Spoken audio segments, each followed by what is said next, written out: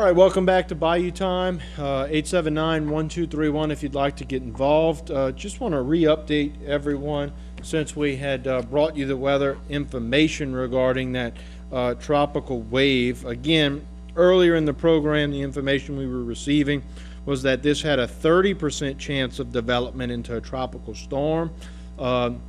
We've now received information that it's been upgraded to a 60% chance. I'm sorry.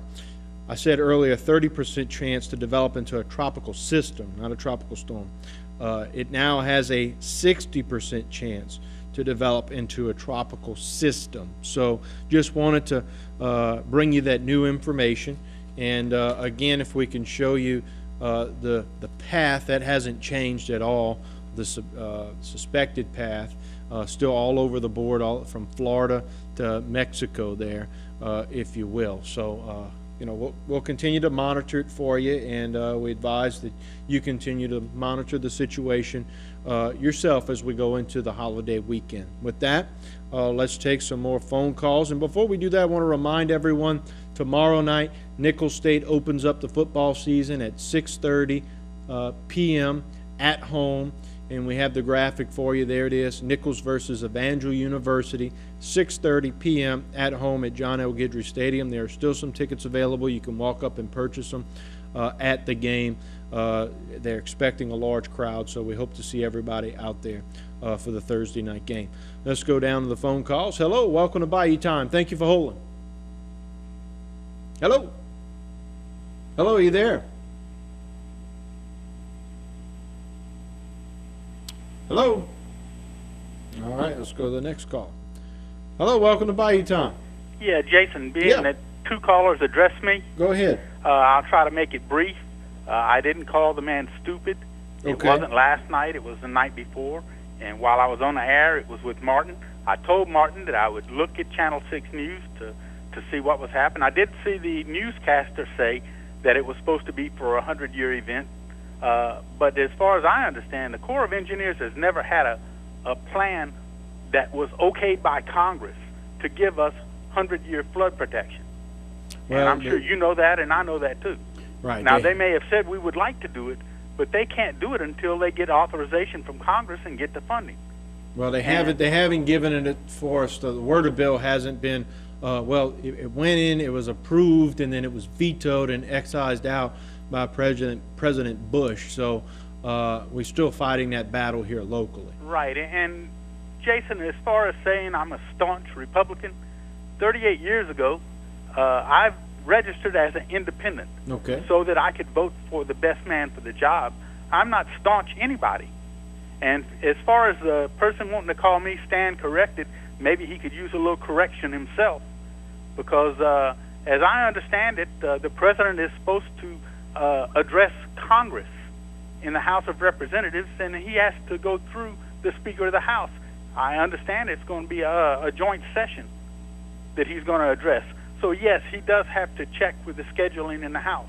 All right. Thank you for the call. Okay. You have a good night. All right. 879-1231. Again, we're taping live on Wednesday night.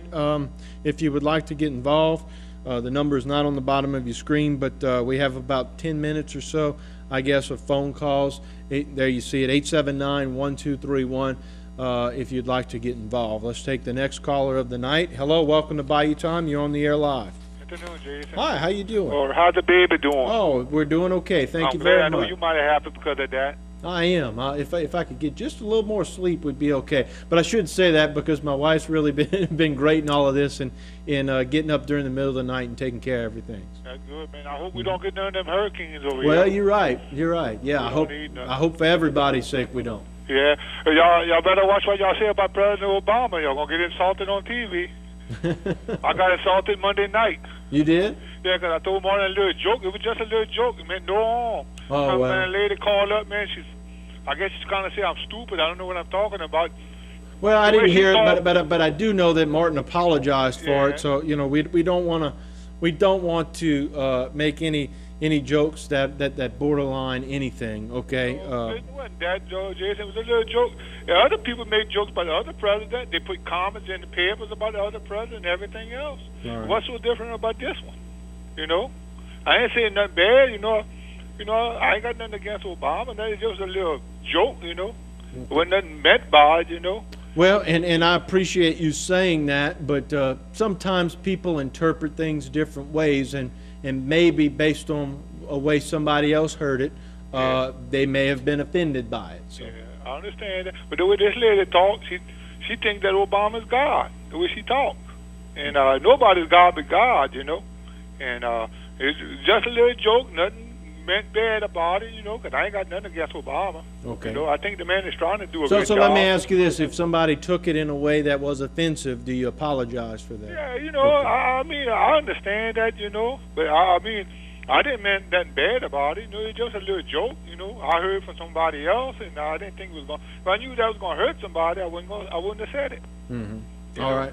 And, you know, well, I'm glad everything. You've been doing any fishing lately? Man, I haven't had the time lately, as many people know when you have a newborn. But hopefully in the near future, I will have a time because, as you know, it's really peak season for redfish at this point in time. I'd like to get out on the water before hunting season starts up again. Yeah, but you don't want to go right now, Jason. It's so hot on that water right now. It is, but wait around November when it get a little cooler or something, you know. Well, if you go early in the morning or late in the afternoon, it's okay. Yeah, it's the best time to go. It's hot in the middle of that day, though, bro. That's right. Look, have a good evening. I know you got other calls. Have you been fishing lately? No, Jason. Each time I put something out there, somebody takes it or they runs it. And I put some crab cage, tried some crab cage in Lake Palouse out there, and they stole half of them again. Did y'all have the fish kill at all in that area with the bacteria in the water since it's been so hot? Yeah, I don't know. I didn't have no problem with nobody with the bacteria this year. Because I know in different areas here locally, you know, with the heat being so concentrated as it was. Yeah, 2 years ago. And with the with all the decomposition of the leaves and the branches and everything in waterways, it really sucked out a lot of the oxygen here locally in some areas. And they had a little bit of you know, some fish that were reported dying. Didn't know if that'd be the case over there.